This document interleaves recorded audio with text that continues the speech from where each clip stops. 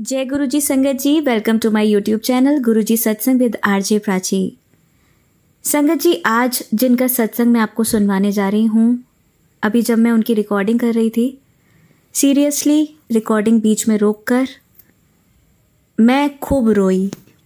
उसके बाद गुरुजी से अरदास की उन आंटी जी के लिए कि वो उनकी हेल्प करें, उनकी सुने, और उसके बाद फिर मैंने अपनी रिकॉर्डिंग कंप्लीट की। संगत जी, आप जहाँ भी हैं, खुश हैं, अपने से ऐसे लोगों को देखिए जिन्हें वो सब नहीं मिलता जो आप लोगों को मिला है। आप अपने से ऊंचे लोगों को हमेशा देखते हैं कि हमारे पास ये नहीं है, हमारे पास वो नहीं है। अगर हमारे पास फैमिली है, माँ बाप हैं, भाई बहन हैं और अच्छा प्यार करने वाला पति है, बच्चे हैं, इन-लॉज हैं, तो ये हमारे लिए सबसे बड़ी दौलत है। जिन लोगों के पास ये सब नहीं होता है, उनसे पूछिए कि उनकी क्या हालत होती है। सीरियसली हमें जो भी गुरुजी ने दिया है, जो भगवान ने दिया है, वो बहुत है। पैसा एक ऐसी चीज़ है जो आनी जानी है, लेकिन जो ये रिश्ते हैं ना, जो साथ है, वो बहुत इम्पॉर्टेंट है। तो हम तो भाई, जिनके पास अगर ये सारी चीज़ें हैं तो वो अपने आप को बहुत ज़्यादा ब्लेस्ड माने, मैं तो यही कहूँगी। आइए मैं आपको इन आंटी का ये सत्संग अपनी आवाज़ में सुनाती हूँ। संगत जी, इसके तुरंत बाद हम सुनेंगे दिल्ली से नेहा आंटी का सत्संग। इनका पहला सत्संग मैं अपने चैनल पे अपलोड कर चुकी हूँ और उसकी लिंक मैं डिस्क्रिप्शन बॉक्स में आपको दे दूँगी, आप वहाँ से जाकर सुन सकते हैं। जय गुरुजी, शुक्राना गुरुजी। ओम नमः शिवाय, शिवजी सदा सहाय। ओम नमः शिवाय, गुरुजी सदा सहाय। Shiva says, stand up, you are a warrior, you are not alone, you have me by your side, I am all your need. जय गुरुजी, शुक्राना गुरुजी, अनंतम अनंतम शुक्राना गुरुजी, आपको कोटि कोटि प्रणाम गुरुजी। प्राची जी, जय गुरुजी, शुक्राना गुरुजी। प्राची जी, अगर कोई गलती हो जाए सत्संग के दौरान तो मुझे माफ़ कर दीजिएगा, ये मेरा पहला सत्संग है। जय गुरुजी, शुक्राना गुरुजी। प्राची जी, मैं जितना शुक्राना करूं गुरुजी का कम है मेरे लिए। प्राची जी, मैं अपना सत्संग सारी गुरु संगत के साथ शुक्राना करना चाहती हूँ। मुझे नहीं पता कहाँ से शुरू करूँ। शुरू करते वक्त मुझे बहुत मन भारी और आंसू आ रहे हैं, ऐसा लग रहा है कि प्राण निकल जाएंगे। मैं नहीं बता सकती कि मैंने क्या पाया है। मैं कमली काले काले पता नहीं जीवन के कई साल निकाल लिए मैंने, मगर अब मुझे हर चीज़ का जवाब मिल गया है। जय गुरुजी, शुक्राना गुरुजी। जो मैं हर एक भगवान से मांगती थी, रोती रही, मैं हूं तो शिव भगत, मगर कहते हैं ना, अगर पागलपन सवार हो तो जो कोई कहता है वीडियो या इन पर्सन, हम वो सब काम करना चाहते हैं कि बस पीड़ा कम हो जाए। गुरुजी, मैनू माफ करी जे मैं कोई गलत गल कर दी तो, और मेरे प्यारी गुरु संगत जी से भी मैं माफी मांगना चाहती हूँ कि अगर मैं कुछ गलत कह दूं तो मुझे किसी के दिल को ठेस नहीं पहुंचानी है। मैं बस वो सत्संग बताना चाहती हूँ जो कि मैंने पाया है इतने सालों बाद। मैं गुरुजी को पहली बार 2011 में देखा सी। मैं तब केबिन क्रू थी इंडिगो एयरलाइंस में। मुझे नहीं पता कि क्या हुआ, कहाँ से एक भैया थे, उन्होंने मुझे गुरुजी की एक छोटी सी प्रतिमा एक फोटो के रूप में दी। मैंने तो उन्हें प्रणाम किया और वॉलेट में रख दी अपने। आज भी वो वॉलेट में है मेरे पास, 2011 की, और फोटो सेम वैसी की वैसी ही है, मगर अभी मेरे पास नहीं है। वो इन-लॉज के घर पर एल्मेरा में है। माफ कीजिएगा गुरुजी मैनू। गुरुजी तब से मेरे साथ जुड़े हैं, मगर मैंने कभी ध्यान नहीं रखा उनका, ना ध्यान दिया मैंने। पता नहीं क्यों ऐसा किया, या कह लो कनेक्शन नहीं बन पाया था। मगर कहते हैं ना, गुरुजी को हम नहीं, वो हमें चुनते हैं। मुझे एहसास होता है कि मैंने बहुत बड़ी गलती की अपने जीवन में, मुझसे बोला नहीं जा रहा है। तो प्राची जी, मैं अपनी लाइफ के बारे में बताना चाहती हूँ। मैं एक साधारण लड़की जिसने जीवन अपना बिना माँ बापू के अपनी जिंदगी का पाया चलाया है। गुरु संगत जी, आप जानते हो, अगर जिस लड़की पर माँ पियो या भाई का हाथ न हो सर पर, उसे लोग किस नज़र से देखते हैं। मैंने बहुत ज़्यादा मोलेस्टेशन, हेरेसमेंट सहा है जिंदगी में। मेरी माँ का ब्याह 17 साल की उम्र में हो गया था और ठीक 1 साल बाद मेरा जन्म हुआ था। और मेरे जन्म होने के बाद ठीक 5 महीने बाद पापा जी मैनू छड़ के चले गए, क्योंकि एक कुड़ी ने जन्म लिया सी। मुझे ये बात कभी घर वालों ने नहीं बताई। हमेशा कहते कि वो रोड एक्सीडेंट में उनकी जान चली गई।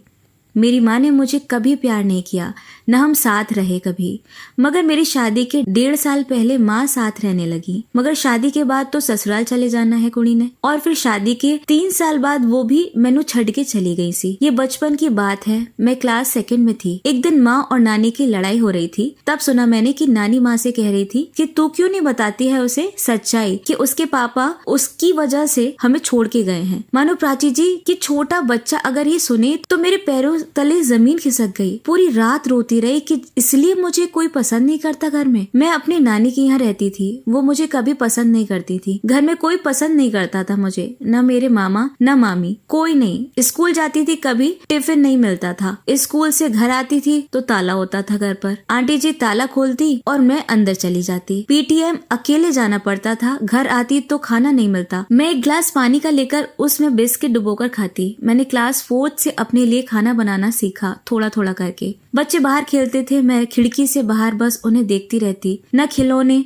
मगर इतना कष्टदायक बचपन रहा। अगर पीछे जाकर सोचो तो रूह कांपती है मेरी, मगर मैं इग्नोर करती हूँ। कब तक मैं वो बचपन, वो भयानक चीजें याद करूं। मैं बस आप गुरु संगत जी का ज्यादा समय नहीं लूंगी। मुझे बस ये कहना था कि एक लड़की अगर उसके माँ पियो नहीं है तो कड़े भी ब्याह ना करे। अगर आप फाइनेंशियली स्ट्रांग हो तो ही ब्याह करना, नहीं तो जिंदगी जीते जी नरक है, और उस नरक में आपका बच्चा भी जलता है। मुझे इतना सताया गया है और आज भी मुझे इतना सताया जाता है इन लॉज से कि ऐसा लगता है कि मर जाऊं। फिर सोचती हूँ मेरा बच्चा क्या करेगा मेरे बिना। मैंने लाइफ बिना माँ पियो के निकाली है, उस मासूम की क्या गलती है। मैं मना नहीं कर रही हूँ कि मेरी गलतियाँ नहीं है, मगर इतना होगा मुझे दर्द नहीं पता था, ऐसी भी गलती नहीं की थी कि इतनी बड़ी सजा मिले। मैं बहुत पेन में थी, ना मर सकती थी ना जी पा रही थी। बस अपने बच्चे का चेहरा देखकर सोचा कि नहीं इसकी क्या गलती है। मुझे मेरे इन लॉज खुद मेरे पति से कहते हैं कि अगर तुम पति को सुखी नहीं रखोगी वो दूसरे के पास जाएगा। मैं सोचूं कि ये क्या कह रही हैं। मैं नहीं कहना चाहती कि ऐसी लेडी देखी है मैंने। उस दिन मेरे मुंह से इतना शाप निकला उनके लिए, मगर फिर नहीं पता क्या हुआ। एकदम से गुरुजी के वीडियो सत्संग के बार सामने आए और मैं इग्नोर करूं, मगर एक वीडियो देखी उसके बाद बस अब जो है यही है। पता नहीं मैं खुद कुछ नहीं करती थी, न गुरु मंत्र न कुछ भी गुरुजी से रिलेटेड हो, मगर अपने दोस्तों को समझाना कि उनका बर्थडे है, गरीब को फ्रूट्स दे दो, सब दूसरों को कहना करवाना, मगर खुद जीरो। इतने साल से हूँ गुरुजी के साथ, मगर खुद कुछ नहीं किया। मैं दान बहुत करती थी मगर शुक्राना नहीं किया। हम कुछ टाइम के लिए बाहर रहे थे विदेश में, वहाँ सब ठीक था, न लड़ाई न कुछ, प्यार से रहना, टाइम स्पेंड करना। लड़ाई होती थी मगर जल्दी सॉर्ट आउट हो जाती थी। मगर यहाँ जब से लौटे हैं वापस, इनकी माँ हर रोज इन्हें मेरे खिलाफ कुछ कहती है और ये इतना गंदा बोलते हैं कि मुझे पाल रहे हैं, मैं हराम का खाती हूँ बैठकर, और भी बहुत गंदा कहते हैं, वो भी मेरे बच्चे के सामने जो सिर्फ 7 साल का है। माँ कहती थी कि एक औरत की इज्जत उसके पति से होती है, उसके ससुराल में, मगर मेरी इज्जत कहीं नहीं है पूरे ससुराल में। इतनी तकलीफ में हूँ मैं, 1 हफ्ते से ऊपर हो गया है, ये बात नहीं करते हैं। घर में सब उनके सगे हैं, मगर मैं जिसने अपना घर अपना करियर सब छोड़ा और ये मिला। मेरी इज्जत इसलिए भी नहीं है क्योंकि मेरे आगे पीछे कोई नहीं है, न माँ न पियो न भाई न बहन न ही दोस्त। कहीं सुना है आपने कि ऐसा आज की तारीख में होगा जो डिजिटल वर्ल्ड में हम जी रहे हैं। मुझे 13 साल हो गए हैं और आज भी दबाया जाता है क्योंकि मेरे लिए कोई नहीं है खड़ा जो कुछ कह सके, लड़ सके। जिन पर भी मुझे फक्र या गुरूर था, सबकी असलियत मुझे बता दी गुरुपा ने। छोटी बहू को कोई नहीं कहता है क्योंकि उसके पापा हैं, भाई हैं, सब हैं, और मेरा हशर बुरा कर रखा है। मुझे बार बार एहसास दिलाया जाता है कि तुम एक अनाथ हो, तुम्हारी औकात नहीं है, तुम बस पैरों की जूती हो। मैं अपने खुद के सेविंग किए हुए पैसों से एक रूम तक नहीं खरीद सकती हूँ। दूसरा हफ्ता है, खाना नहीं खाया है, मगर किसी को कोई फर्क नहीं पड़ता है। मैं खाऊं ना खाऊं, जीऊं या मर जाऊं, ये सब चाहते हैं कि इतनी तकलीफ के बाद भी मैं कहीं चली क्यों नहीं जाती हूँ या मर क्यों नहीं जाती हूँ। मगर उन्हें नहीं पता कि मुझे अपने बेटे के साथ बड़ा होना है, जीना है, वो लाइफ नहीं दिखानी है जो मैंने देखी है। मेरे पति ने मुझे धोखा दिया, दूसरी लड़की के साथ वो उसे घर लाते, मेरे बेटे के सामने उसे घुमाने ले जाते। बहुत लंबी हो जाएंगी बातें, मगर अब अपने आप को और बेटे को गुरुपा को सरेंडर कर दिया है मैंने। मगर हाँ, मैं शिव जी की भक्त हूँ। मैं हमेशा लड़ती थी कि पिताजी आपने मुझे परिवार नहीं दिया, मेरा मायका नहीं है। मुझे बहुत खराब लगता था, बहुत ज्यादा, जब मैं छोटी बहू को देखूं वो अपने घर जाती है या मेरे इन लॉज अपने मायके जाती है। मगर उसका जवाब मिल गया जब मैं रोजाना गुरुजी की वीडियोस देखती हूँ तो एक मैसेज आता है, बड़ा मंदिर तेरा मायका है, वहाँ आया कर। मैं आज तक नहीं गई हूँ इतने सालों में, मगर आने वाले सोमवार मुझे जाना है।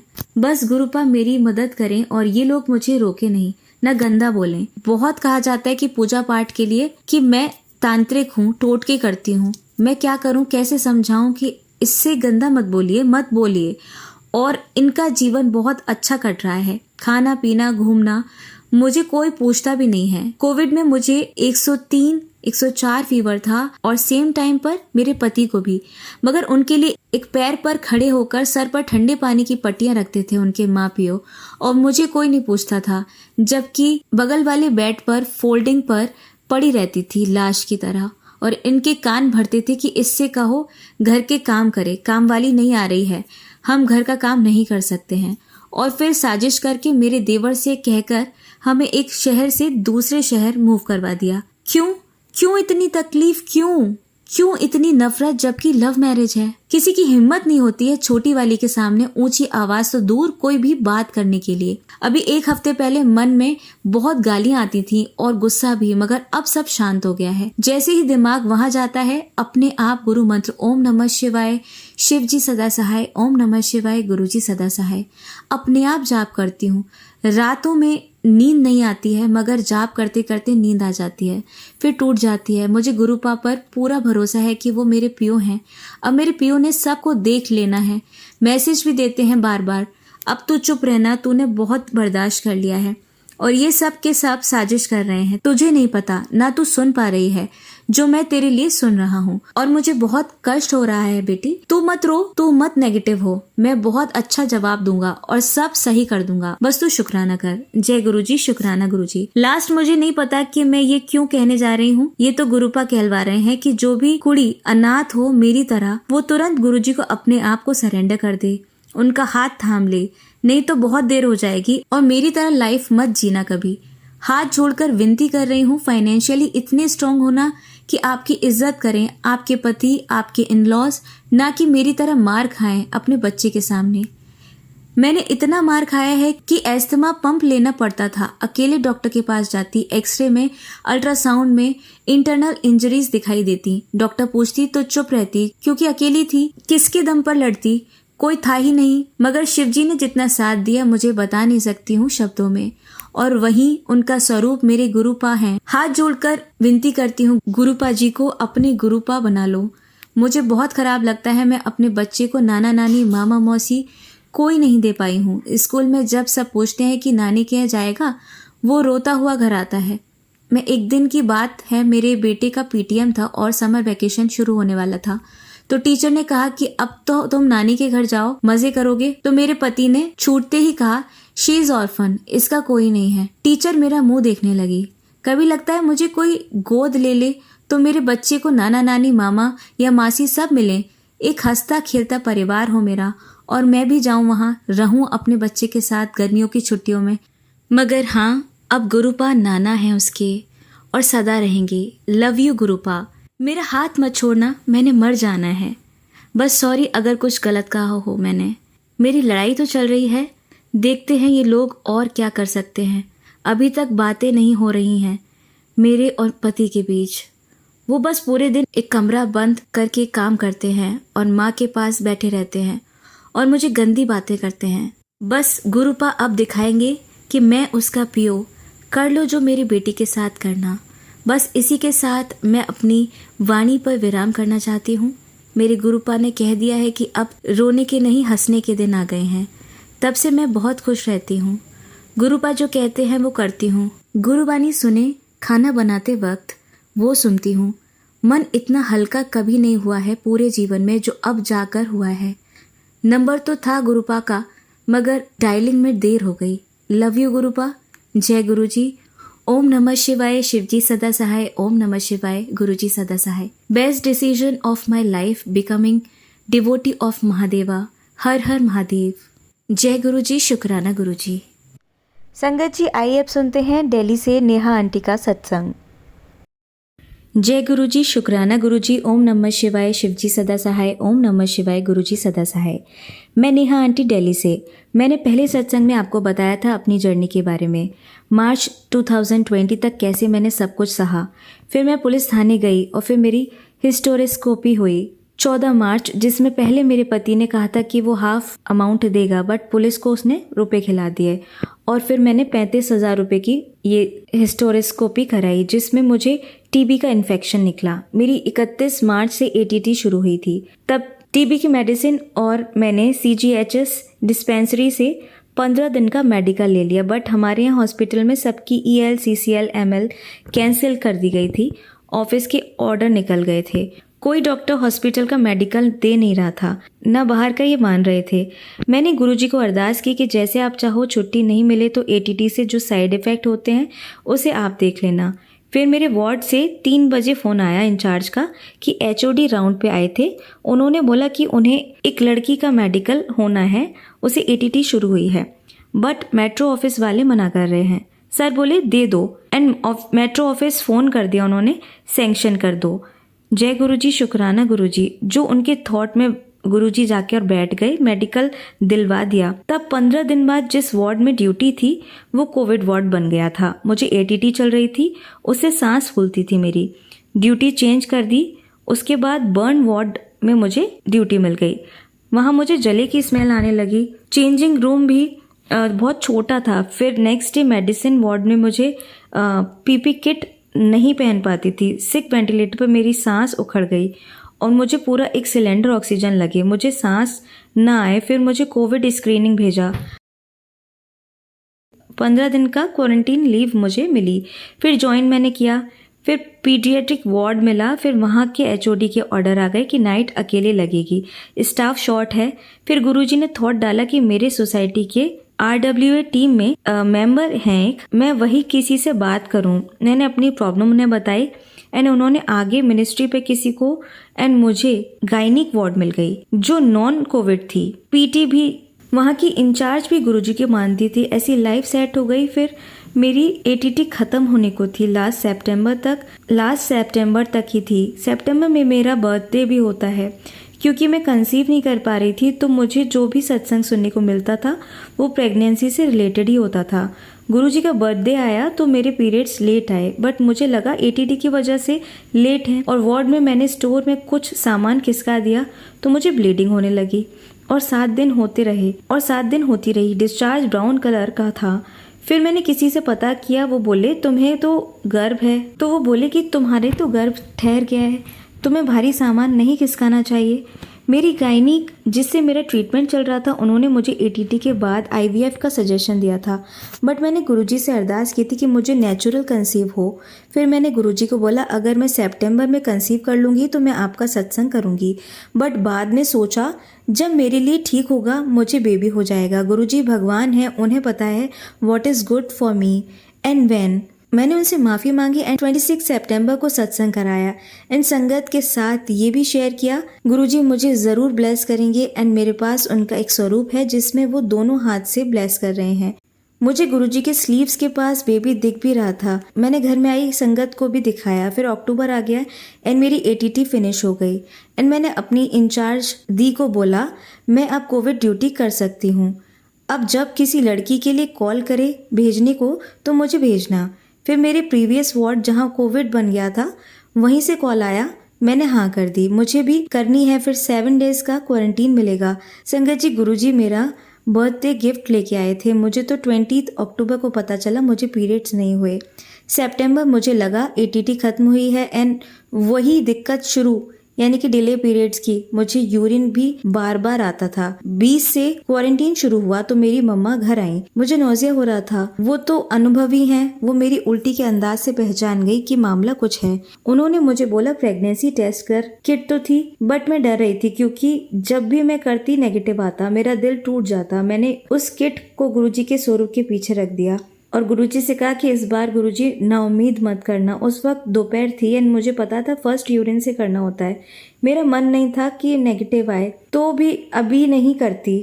मेरा मन नहीं था कि अगर नेगेटिव आ गया तो अभी नहीं करती, बट मुझे ऐसा लगा गुरुजी मुझे बार बार बोल रहे हो कि अभी कर, मम्मा के सामने, इन्हें भी खुशखबरी का पता चले, क्योंकि मेरी माँ चाहती थी कि एक बेबी हो जाए तो मेरा सहारा बन जाए। उनके बाद माँ को बच्चे की खुशी से ज्यादा क्या चाहिए होता है। मैंने डरते डरते किट उठाई, बाथरूम में गई एंड चेक किया और वो पॉजिटिव था। संगत जी, आज तक मैंने वो किट संभाल के रखी है। वो मेरे गुरुजी की ब्लेसिंग थी जो उन्होंने मेरा बर्थडे गिफ्ट के रूप में बख्शी थी। फिर अगले दिन अल्ट्रासाउंड कराया तो पता चला 5 वीक्स हो गए थे। फिर मैंने कैलकुलेट किया लास्ट मेंस्ट्रुएशन से तो सितंबर 12 को ही मैं कंसीव कर चुकी थी। गुरुजी ने तो गिफ्ट पहले ही दे दिया था।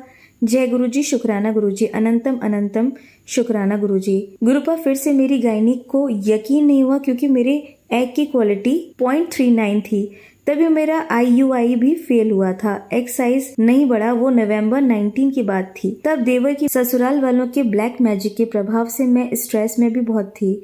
मार्च 2020 के बाद मेरे भाई जो कनाडा में रहते हैं वो टोरंटो नीति संधू आंटी के यहाँ सत्संग में जाता है एंड वहाँ सेवा भी करता है। उसने मुझे गुरुजी के सत्संग 2 प्लेलिस्ट भेजनी शुरू की। उसने मुझे कहा कि तू भी सुन, हम आनंदपुर वालों से नाम दान लिया था बचपन में। उनका भी आश्रम है कनाडा में, बट भाई बोला जब से गुरुजी से जुड़ा हूँ कुटिया भी नहीं जाता। अब गुरुजी में ही सब भगवान मिल गए मुझे। तो तू भी कनेक्ट होके देख। फिर मैं उनकी प्लेलिस्ट सुनने लगी और प्रेगनेंसी में मैंने शिव पुराण का पाठ किया, मंत्र जाप, अमृत वेला, योगी जी के जीवनी। प्रेशियस प्रेगनेंसी की वजह से मुझे दिसंबर तक तो CGHS डिस्पेंसरी से अवकाश मिला। जनवरी में मेरी ड्यूटी खुद ही इंचार्ज दी ने कम लगानी शुरू कर दी। नाइट ड्यूटी से रिलीव करा। वैसे तो 8 मंथ से रिलैक्सेशन मिलता है, पर गुरुजी की कृपा से मुझे जनवरी से रिलैक्सेशन मिल गया। फिर कोविड की सेकेंड वेव आई तो मेरी गायनिक ने मुझे एडवाइस दी मेडिकल ले लो, क्योंकि कुछ प्रेग्नेंट लड़कियां पॉजिटिव हो गई थी हॉस्पिटल में। तो मेरी ANS ने मुझे एडवाइस दी मेडिकल ले लो, क्योंकि कुछ प्रेग्नेंट लड़कियां पॉजिटिव हो गई थी हॉस्पिटल में।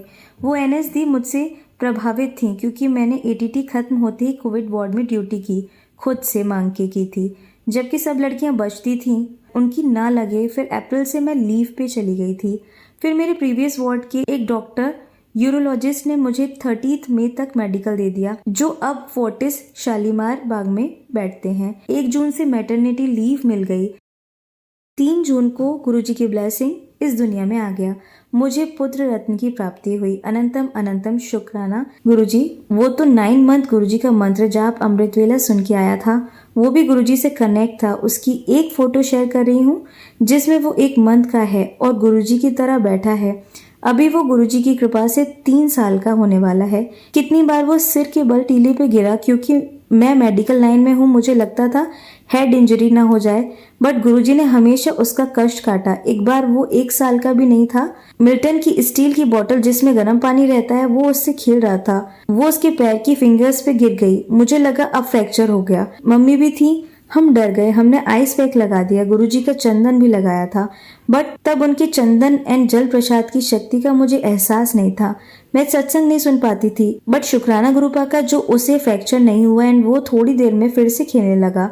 धन धन गुरुजी, सत्संग तो बहुत हैं, मुझे तो याद आ रहे हैं, मैं सुनाती जा रही हूँ। संगत जी, वो गुरुजी का मंत्र जाप भी करता है और सत्संग सुन के सोता है। मुझे बोलता है सत्संग लगा दो सोते समय। कल ही शाम को सो के उठा तो मुझे बोला गुरुजी सपने में आए थे, हाथ पकड़ के बड़े मंदिर ले गए, बारिश थी, और बोला गुरुजी के स्वरूप के आगे खड़ा होके गुरुजी गुरुजी मत बोलो, गुरुपा बोलो। प्ले स्कूल जाते हुए साथ चलो बोलता है। फिर जब आता है तो मैं पूछती हूँ गुरुजी गए थे वहाँ, दिखे थे? बोलता है गुरुजी आए थे। एक दिन बोलता है मुझे हक किया, किस किया। एक दिन स्कूल में पार्टी थी तो मैम ने हर बच्चे को कुछ लाने को कहा, इसके लिए चिप्स बोला। फिर अगले दिन मैंने पूछा तो बोला गुरुजी आए थे, चिप्स खा गए। मैंने उसका सत्संग भी शेयर किया है उसकी आवाज में। आज मुझे सत्संग आया, मुझे चाय पिला और चाय में मुझे माता रानी के दर्शन हुए, शेर पे बैठे, फ्लावर के एंड पीकॉक के, जिसकी फोटो मैं शेयर कर रही हूँ। एक सत्संग में मैंने सुना मंदिर में 2 तस्वीर खंडित हैं, उन्हें हटा दे, वो रुकावट बन रही है तेरे काम में। उस सत्संग में एक तो शिव परिवार का जिक्र था, एक माता की मूर्ति थी। एक माता की मूर्ति का, शिव परिवार का तो मुझे पता चल गया। माता की मूर्ति पीतल की है, छोटी सी, वो मुझे खंडित नहीं लगी। फिर मेरी एक फ्रेंड आई जो गुरुजी से कनेक्ट हुई है। गुरुजी ने उसे भी कनेक्ट कर लिया है। उसे रोज तितली रूप में दर्शन होते हैं। वो काली माता की भगत है और डॉग लवर भी है। वो डॉग्स का इलाज करती है। वो मेनका गांधी के साथ एनजीओ में भी जुड़ी हुई है। उसके पास अपना भी एक पेट है और गली आसपास कोई दिख जाए बीमार या चोट लगा तो उसे डॉक्टर के पास ले जाती, अपने पैसे से इलाज कराती। एक बार उसका कुत्ता बीमार हो गया तो उसने बताया, गुरुजी से उसने अरदास की कि उसे ठीक कर दो। तो एक तितली वहां आई, उसके ऊपर एंड कुत्ते के ऊपर से घूम के चली गई और डॉग को आईवी फ्लूइड एंड एंटीबायोटिक लगा एंड उसे आराम आ गया। उसको हिएटस हर्निया हो गया था। उसे कोई दिखाने नहीं गया, इमरजेंसी भी तब वो मंत्र जाप करती थी। तब से वो कनेक्ट हो गई। उसको आज सुबह सपने में गुरुजी का स्वरूप सफेद रंग के चोले में, संगमरमर के पत्थर जैसे शेडी में है, वैसे हुए ड्रीम में। और उस ड्रीम में मैं भी थी उसके साथ। जब वो गुरुजी के स्वरूप की तरफ देखती तो वो चलने लगते, हाथ हिलाते, एंड जब वो मुझे देखती तो वो स्टिल हो जाते। ऐसा आधे घंटा होता रहा। फिर उसने मुझे कहा एकदम से कि देखो मैंने देखा, तो मुझे भी वो चलते हुए दिखाई दिए एंड फिर उसकी आंख खुल गई। मेरी फ्रेंड को मैंने बताया मुझे सत्संग में ये मैसेज आया था, तो उसने माता की मूर्ति देखी एंड नीचे की तरफ उसमें छेद था जो मुझे नहीं दिखा। फिर मैंने कहा कि ये मूर्ति तो मुझे मेरी मॉम ने दी थी। फिर मैंने गुरुजी के आगे पर्ची डाली कि मंदिर में रखाएं या मम्मी को दे दें या मंदिर से हटा के घर में रख लें। तो आंसर आया, मम्मा को वापस कर दो। आज सुबह गुरुजी की रील देखी, उसमें गुरुजी के दरबार था, पीछे एंड स्टूल पे शेरों वाली माता की मूर्ति थी। उसे देख के मेरे मन में आया मैं अभी अपने मंदिर में ऐसी मूर्ति रखूं, और शाम को उसे मैंने बताया, बट आज वो ला नहीं पाई। अब कल मंडे को लाने को बोल रही है। संगत जी फिर अगली बार शेयर करूंगी क्या हुआ मंडे। और संगत जी मेरे मन में एक बात और डाली गुरुजी ने, मैं जब भी सत्संग सुनती हूँ उसमें संगत जी बोलते ये मेरा 7th सत्संग है, 25th सत्संग है, बट मैं नहीं लिखना चाहती हूँ कि कौन सा सत्संग है, क्योंकि जब गुरुजी हमें ब्लेसिंग्स देते हैं तो कभी नहीं बोलते कि ये मेरी 7th ब्लेसिंग है या 25th ब्लेसिंग है। फिर हम क्यों लिखते हैं कि ये कौन से नंबर का शुक्राना सत्संग है। संगत जी ये बात मेरे मन में आई तो शेयर कर दी। आपको अगर बुरा लगा हो तो मुझसे कोई गलती हो गई तो मुझे क्षमा करें। मैं किसी को फोर्स नहीं कर रही, जिसका जैसे मन हो वो करे, मैं बस अपनी बात कर रही हूँ। मैंने दूसरा सत्संग जब लिखा तब ये बात मेरे मन में आई, मैं अब नंबर लिख के नहीं भेजूंगी। सॉरी गुरुपा, सॉरी संगत जी, अपनी बेटी को माफ करना अगर कोई बात बुरी लगी हो तो। सत्संग ज्यादा लंबा ना हो जाए, अगला सत्संग जल्दी शेयर करूंगी। थैंक यू आंटी जी सत्संग शेयर करने का। थैंक यू संगत जी सुनने के लिए। जय गुरु जी, शुक्राना गुरु जी। ओम नमः शिवाय, शिव जी सदा सहाय। ओम नमः शिवाय, गुरु जी सदा सहाय। जय गुरु जी आंटी जी, बहुत ही प्यारा सत्संग था आपका। गुरु जी आप पर और आपके परिवार पर यूं ही अपनी ब्लेसिंग्स बनाए रखें, ऐसी मैं कामना करती हूँ।